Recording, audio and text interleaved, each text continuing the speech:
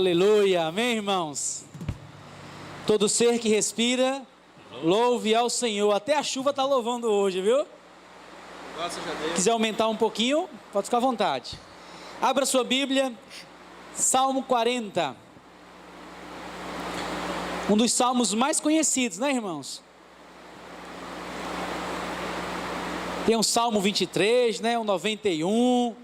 São muitos salmos conhecidos, né? Mas o Salmo 40 é um salmo bastante conhecido de toda a igreja. Eu acho que eu já preguei uma vez em cima aqui do Salmo 40. Se não o fiz, farei a primeira vez. Mas acho que sim. Acho que sim.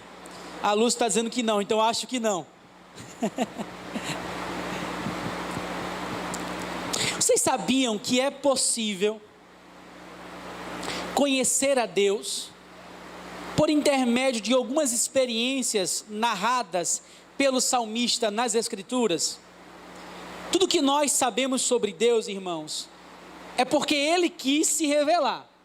Deus está numa esfera superior. Nenhum homem teria a capacidade intelectual ou espiritual para conhecer a Deus, a menos que Ele não fizesse o que fez: se apresentou, se revelou, se fez carne e deixou um livro que nós chamamos de Bíblia, para o conhecermos como de fato Ele é. E ainda assim, todos os livros não seriam capazes de revelar a grandeza de Deus na sua totalidade. Toda a eternidade não seria capaz de conhecermos a Deus na sua totalidade. Deus é uma fonte inesgotável. Mas em vários momentos da Bíblia, por intermédio de algumas experiências que o salmista foi tendo com Deus, nós começamos a descobrir algumas coisas de Deus importantes que nós não podemos perdê-las de vista. E antes de eu mostrar claramente como Deus age e quem Ele é na pessoa, por intermédio da experiência que o salmista teve, eu preciso trazer uma verdade para poder partilhar com vocês outras verdades. Observem comigo em Salmo 40, verso 1.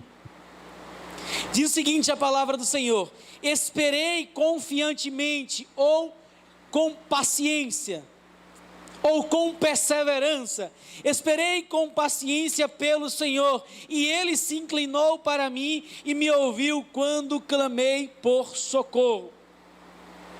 Eu quero trazer uma verdade, e após trazer essa verdade, 3 razões pelas quais você deve esperar em Deus.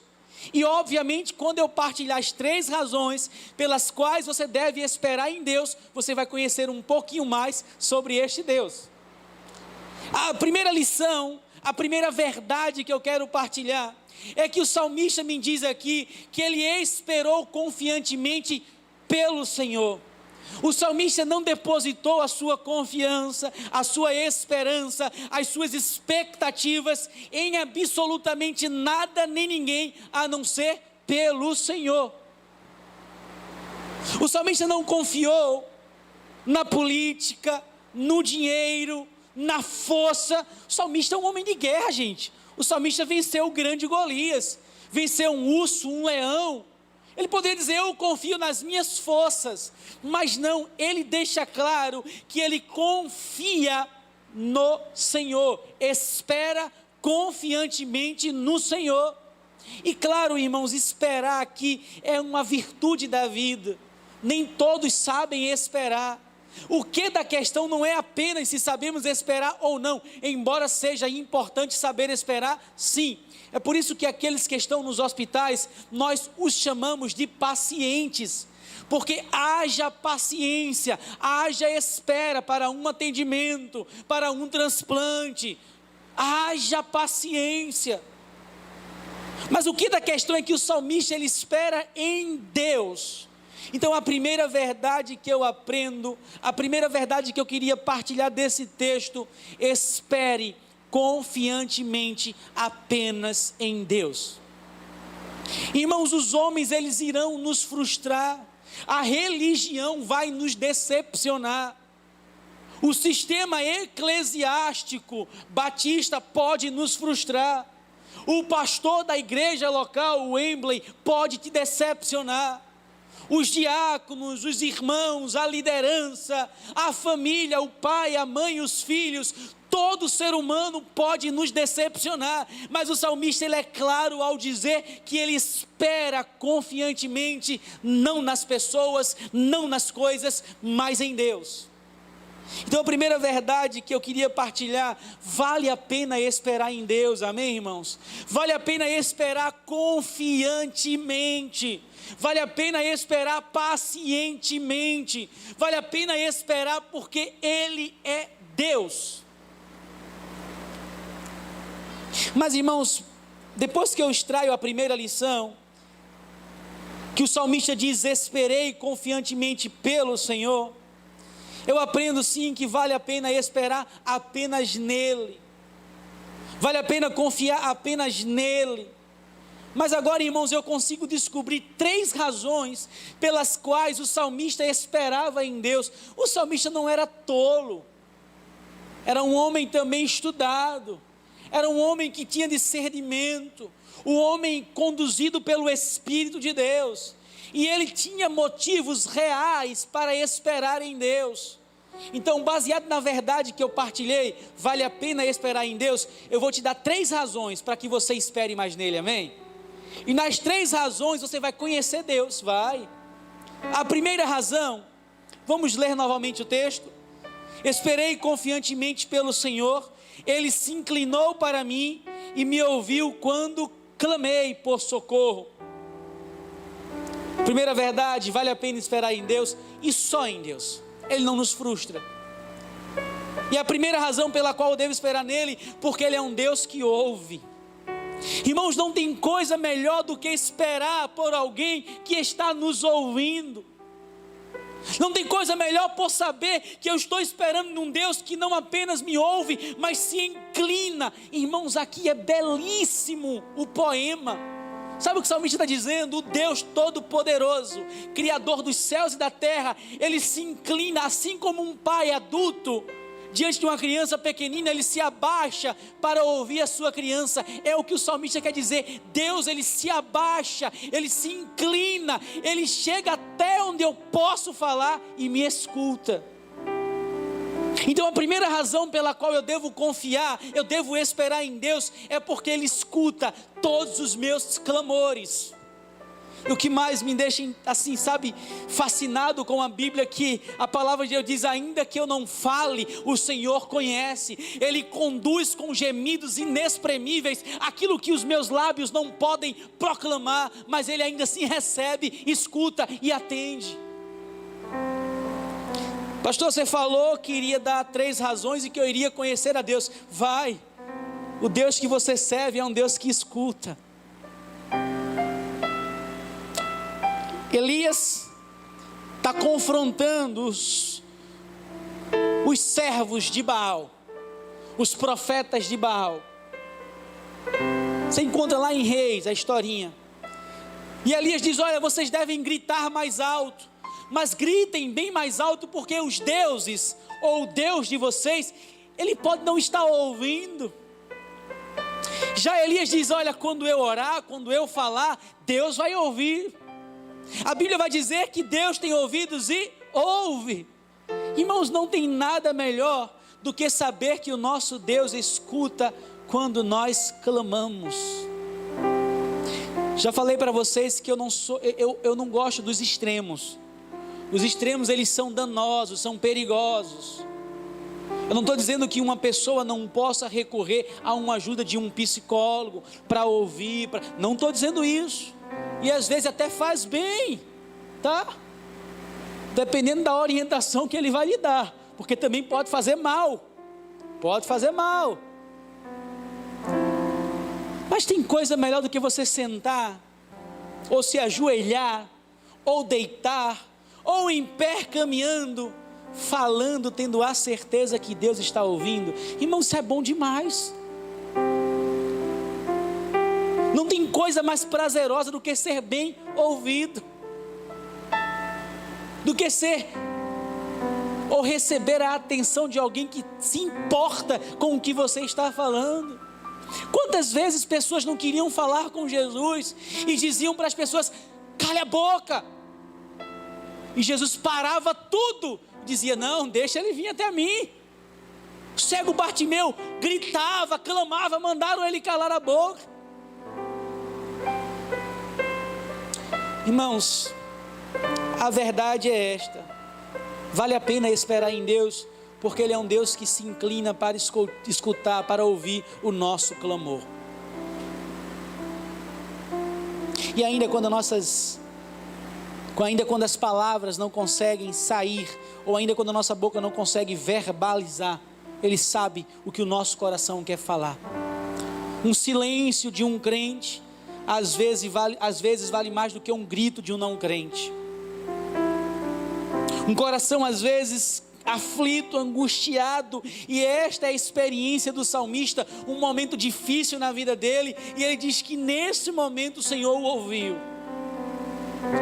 Mas irmãos, eu quero te dar o segundo motivo, a segunda razão pela qual você deve esperar apenas em Deus. A primeira razão, porque Ele te escuta.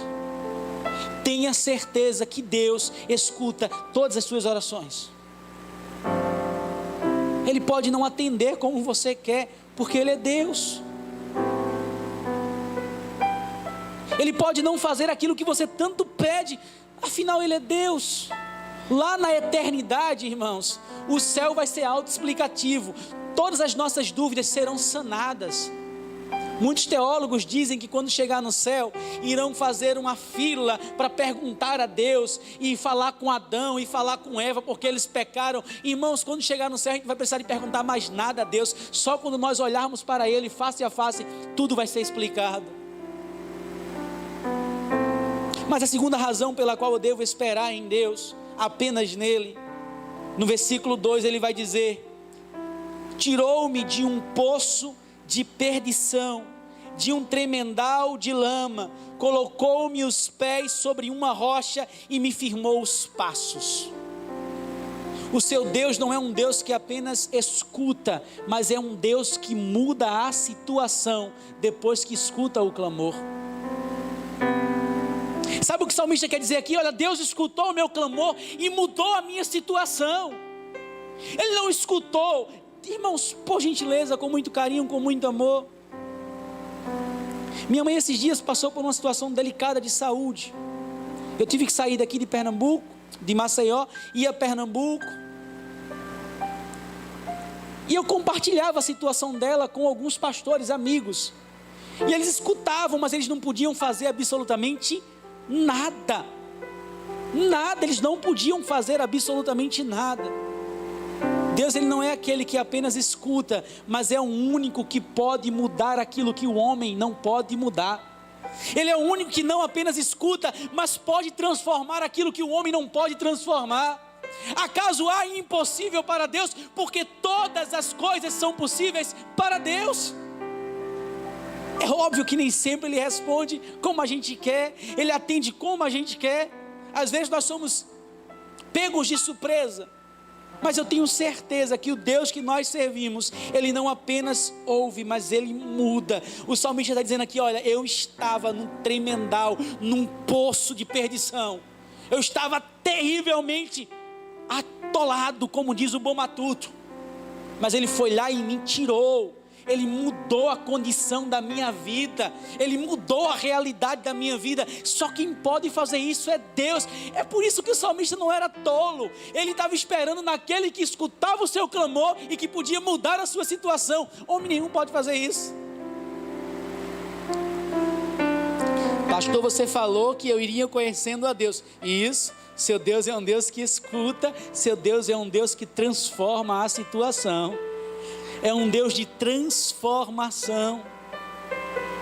É um Deus que transformou a água em vinho. É um Deus que, quando o povo de Israel estava diante de um grande mar vermelho, Ele abriu, mudou a situação. O GPS, o Google Maps ou até mesmo o Waze, eles não conseguiriam dar aquela rota. Deus foi e abriu o mar vermelho. E é um Deus que, quando não tem caminho para abrir, Ele sobe e anda pelas águas, mas Ele muda a situação, porque Ele é Deus, Ele faz.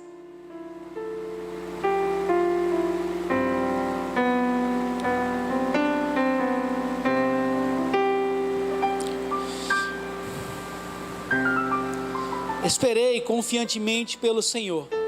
Espere em Deus, vale a pena.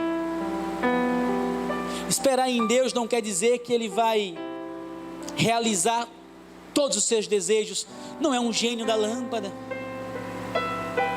Não é um gênio da lâmpada. E ainda bem que se Deus fosse realizar todos os nossos desejos, até aqueles mais pecaminosos, a humanidade estaria perdida. Mas vale a pena esperar em Deus, porque Ele escuta o seu clamor. Cada lágrima derramada por um servo de Deus, Ele recebe, Ele escuta, Ele acolhe.